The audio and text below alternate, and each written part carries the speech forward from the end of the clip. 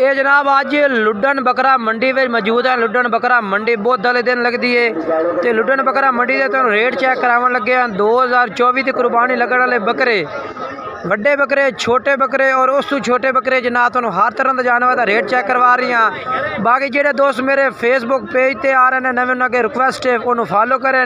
जेडे दोस्त मेरे TikTok ID राज़क TV Hasilpur TikTok ID ते आ रहे हैं उन्होंने भी रिक्वेस्ट है कि टिकटॉक ID फॉलो करो, वीडियो को लाइक करो, शेयर करो। इन्होंने बकरा का रेट चाह रही है। जितने भी बकरे तुम इस वीडियो में वेखते पे ना इन्होंने सारा का रेट पूछा, इन्होंने सारा बकरा का रेट चाह रही है। वीडियो पूरी चेक करो इंशाल्लाह। तकरीबन कोई 11-12 मिनटा की वीडियो है जिहदे सारे जानवर तुहानू मैं चेक करवा रही हैं। बकरे टोटल बकरे करवा रही हैं। इस तरह के बकरे जिन्हों से तुहानू मैं वीडियो मारी है ना कैमरे की, इन्होंने सारा बकरों का भी रेट चाह रही है जनाब। राज़क TV हासिलपुर YouTube चैनल पर सर्च करो जाके, इन्होंने बकरों का रेट मेरा भाई चाह रही है उत्थे।